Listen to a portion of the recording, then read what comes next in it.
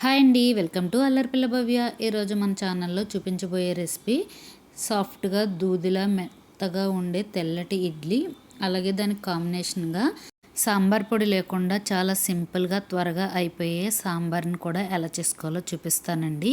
ఈ రెండిటి కాంబినేషన్ అయితే సూపర్గా ఉంటుంది, చాలా టేస్టీగా కూడా ఉంటుందన్నమాట. సాంబార్ ఇడ్లీ అంటే ఇష్టపడిన వాళ్ళు ఎవరు ఉండరండి. ఈ సింపుల్ రెసిపీని నేను ఎలా చేసుకోవాలో చూపిస్తానన్నమాట. చాలా సింపుల్గా చేసేసుకోవచ్చు. ఫస్ట్ నుంచి లాస్ట్ వరకు ఎక్కడా కూడా వీడియోని స్కిప్ చేయకుండా చూడండి. ఒక గ్లాస్ మినపగుళ్ళని అయితే తీసుకోవాలి. నేను డబుల్ హార్ట్స్ మినపగుళ్ళు తీసుకున్నానండి.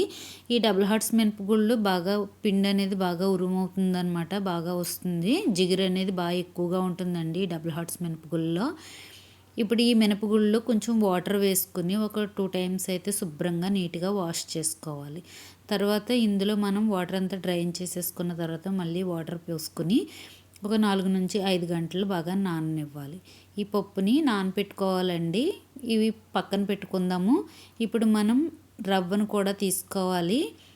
ఒక గ్లాస్ మినపగుళ్ళకి నేను 3 గ్లాసుల ఇడ్లీ రవ్వను అయితే తీసుకుంటున్నాను.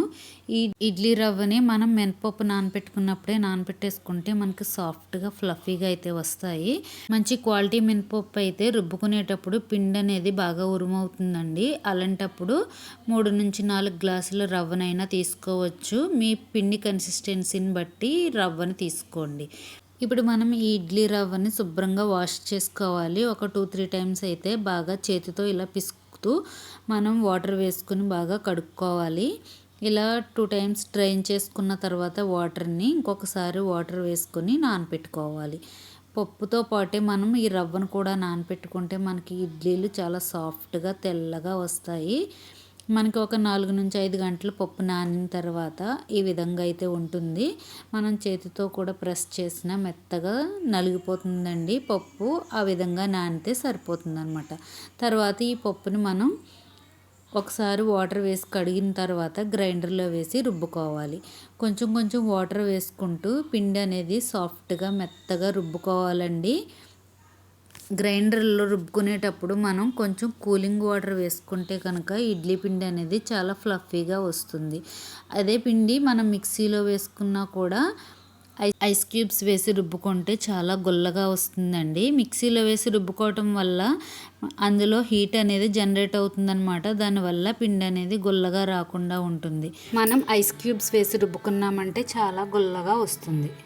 ఇప్పుడు మనకి గ్రైండర్లో పిండి నలుగుతుందండి. పక్కన మనం రవ్వను కూడా శుభ్రంగా కడుక్కొని వాటర్ అంతా కూడా పిండుకుని ఈ విధంగా మనం పొడి పొడిగా ఉండేటట్టుగా చూసుకోవాలి. తర్వాత మనకి పిండి కూడా బాగా నలిగిపోయింది. చూసారు కదండి, చాలా గొల్లగా అయితే వచ్చిందనమాట. మనకి కొంచెం వాటర్ని అడ్జస్ట్ చేసుకుంటూ రుబ్బుకుంటే పిండి అనేది మనకి రెడీ అయిపోతుంది. బాగా నలిగిన తర్వాత ఈ పిండిని మొత్తం కూడా ఒక గిన్నెలోకి తీసేసుకోవాలి. తీసుకునేటప్పుడు గ్రైండర్ అలవాటు ఉంటే రన్నింగ్లో తీసేసుకోండి, లేకపోతే స్విచ్ ఆఫ్ చేసుకుని పిండి అంతా కూడా తీసుకోవాలి. తర్వాత పిండికి సరిపడేటట్టుగా ఉప్పును వేసుకుని మనం పిండికి పక్కన పెట్టుకున్నాం కదండి ఇడ్లీ రవ్వని, అదంతా కూడా వేసుకుని మొత్తం కలిపేసుకోవాలి. ఇలా బాగా మిక్స్ చేసుకోవాలి. ఈ విధంగా మనం కలుపుకుంటే మనకి ఇడ్లీ పిండి అనేది రెడీ అయిపోతుంది. ఇడ్లీ బ్యాటర్ ఎప్పుడు కూడా గట్టిగానే కలుపుకోవాలి. ఎందుకంటే అది పలుచగా కలుపుకున్నామంటే త్వరగా పులిసిపోతుంది. ఎక్కువ రోజులు మనం స్టోర్ చేసుకున్నా కానీ ఇడ్లీ టేస్ట్ అనేది మారిపోతుంది. మనం ఫ్రిడ్జ్లో ఏదైనా ఇలా ఎయిర్ టైట్ కంటైనర్ బాక్స్లోకి తీసేసుకొని ఫ్రిడ్జ్లో స్టోర్ చేసుకుంటే మనకి వారం రోజులైనా కూడా అస్సలు పాడవదనమాట. ఇలా గట్టిగా పిండి కలుపుకొని పెట్టుకున్నామంటే కొత్తగా వంటలు నేర్చుకునే వాళ్ళు ఈ విధంగా ఇడ్లీ బ్యాటర్ని తయారు చేసుకుని ఫ్రిడ్జ్లో స్టోర్ చేసుకున్నారంటే దూది లాంటి మెత్తని ఇడ్లీలు అయితే ఎప్పుడు కావాలంటే అప్పుడు మనం రెడీ చేసేసుకోవచ్చు అనమాట.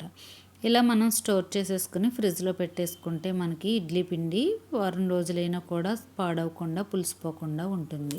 మనం ఎప్పుడు ఇడ్లీ వేసుకోవాలన్నా కూడా మనం ఉప్పు కలుపుకోవాల్సిన అవసరం కూడా ఉండదండి. ఇందులో మనం కలిపేసుకుని పెట్టేసుకున్నాం కదా. మనం ఇడ్లీ వేసుకోవాలనుకున్నప్పుడు కొంచెం ఒక గిన్నెలోకి ఈ పిండిని తీసుకుని ఇడ్లీ బ్యాటర్కి తగ్గట్టుగా కొంచెం వాటర్ వేసి మిక్స్ చేసుకోవాలి. మనం వాటర్ వేసుకొని మిక్స్ చేసుకుంటే మనం ఇడ్లీలు వేసుకోవడానికి కన్సిస్టెన్సీ ఎలా ఉందో దానికి తగ్గట్టుగా మనం కలుపుకోవాలి. చూసారు కదండి, మనకి కొంచెం గట్టిగా ఉంది. ఇంకొంచెం వాటర్ వేసుకుంటే మనకి ఇడ్లీలు అనేవి కరెక్ట్గా వస్తాయండి. పిండి మరీ గట్టిగా ఉంటే ఇడ్లీలు గట్టిగా ఉంటాయి. అదే మనం కొంచెం వాటర్ వేసుకొని కొంచెం పలుచగా చేసుకుంటే కనుక మనకి మెత్తగా సాఫ్ట్గా అయితే వస్తాయి. మనకి ఇడ్లీ బ్యాటర్ అయితే రెడీ అయిపోయింది. మనం ఇడ్లీలు వేసుకోవడానికి ఇడ్లీ ప్లేట్లు తీసుకోవాలి. స్టీల్ అయినా పర్లేదు, అల్యూమినియం అయినా పర్వాలేదండి. మనం అప్పటికప్పుడు రుబ్బుకుని వేసుకున్నామంటే ఇడ్లీలు అసలు ప్లేట్కి అంటుకోకుండా చక్కగా నీట్గా వస్తాయి. ఇప్పుడు గరిటెతో ఇడ్లీ బ్యాటర్ తీసుకొని కొంచెం కొంచెం స్ప్రెడ్ చేసుకుంటూ వేసుకోవాలి.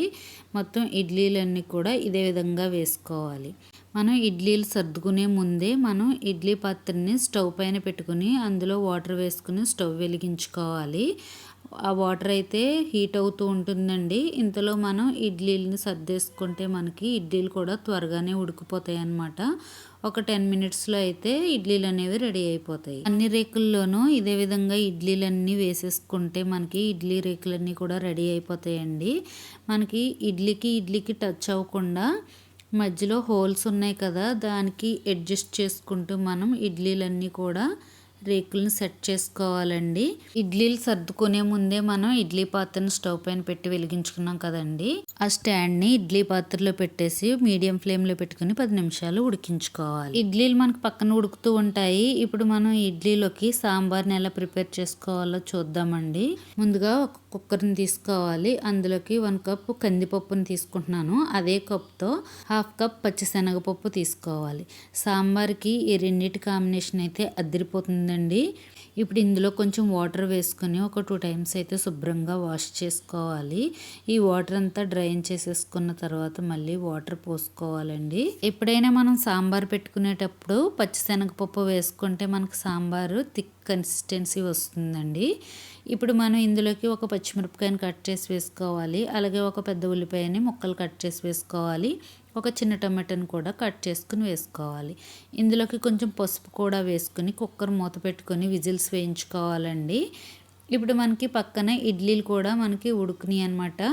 ఇవి ఉడికినాయో లేదో చూడటానికి మనకి చేతికి తడి చేసుకుని ఇడ్లీపై ప్రెస్ చేస్తే మనకి చేతి అంటుకోకుండా ఉంటే కనుక ఇడ్లీలు అనేవి మనకి రెడీ అయిపోయినట్టే.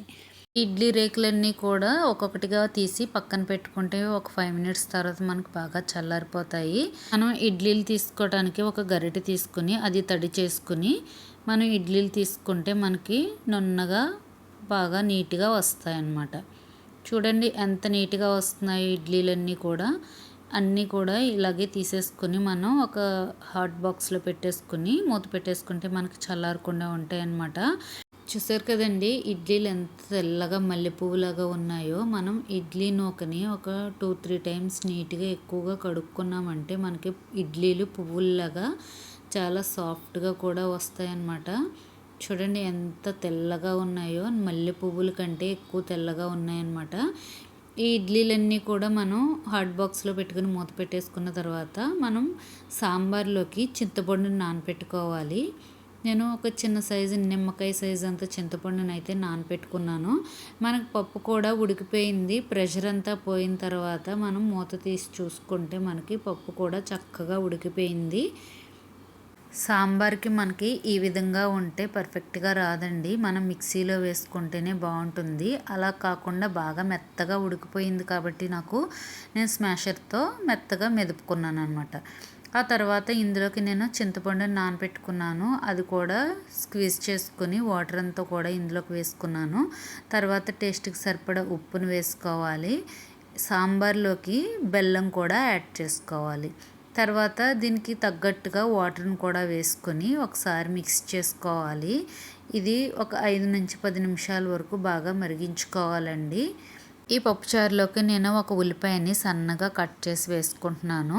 ఇలా వేసుకుంటే మనం సాంబార్ తినేటప్పుడు కొంచెం ఉల్లిపాయలు అనేవి క్రంచీగా తగులుతూ బాగుంటాయి. తర్వాత ఇందులోకి కొంచెం కరివేపాకు, కొంచెం కొత్తిమీర కూడా వేసుకుని బాగా పప్పుచారుని మరిగించుకోవాలి. ఈ పప్పుచారుని ఒక 5-10 నిమిషాల వరకు బాగా ఉడికించుకోవాలి. మనకి ఉల్లిపాయ ముక్కలు కూడా కొంచెం మెత్తబడతాయి అన్నమాట. ఈ విధంగా ఉడికితే మనకి పప్పుచారు అనేది రెడీ అయిపోతుంది. మనం ఈ టైంలో పప్పుచారులోకి ఉప్పు కావాలంటే టేస్ట్ చూసుకుని వేసుకోవచ్చు. పులుపు సరిపోకపోయినా మనకి స్వీట్ సరిపోకపోయినా కూడా అడ్జస్ట్ చేసుకోవచ్చు. తర్వాత ఈ పప్పుచారులోకి మనం తాలింపు పెట్టుకోవాలండి. ఈ తాలింపు కూడా చాలా సింపుల్గానే పెట్టేసుకోవచ్చు. ఇది మనం ఇడ్లీలోకి వేసుకుంటాం కాబట్టి ఎక్కువగా అవసరం లేదనమాట. 1/2 స్పూన్ జీలకర్ర, 1/2 స్పూన్ ఆవాలు, కొంచెం ఇంగువను వేసుకోవాలి. తర్వాత కొంచెం కరివేపాకును కూడా వేసుకొని ఇవి ఫ్రై చేసుకోవాలి. ఇవి బాగా ఫ్రై అయిన తర్వాత మనం ఈ పప్పుచారులోకి మనం ట్రాన్స్ఫర్ చేసేసుకోవాలి. ఈ సాంబార్లోకి ఇలా సింపుల్గా పెట్టుకుంటే సరిపోతుందండి. వెల్లుల్లిపాయలు, ఎండుమిరపకాయలు ఇవేమీ అవసరం లేదు. మనం ఇంగువ వేసి తాలింపు పెట్టుకున్నాము, ఆ టేస్ట్ అయితే సరిపోతుందన్నమాట.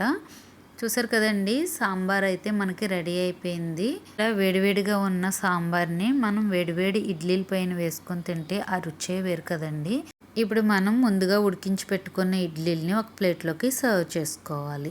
ఈ ఇడ్లీలు పెట్టుకున్న తర్వాత మనం ఇందులోకి మనం ముందుగా ఉడికించుకున్న సాంబార్ని కూడా వేసుకోవాలి. ఇదే కాంబినేషన్లో మనం కొబ్బరి చట్నీని కూడా వేసుకుంటే కనుక చాలా బాగుంటుందండి. ఇడ్లీకి సాంబార్ కొబ్బరి చట్నీ కాంబినేషన్ అయితే అదిరిపోతుందన్నమాట.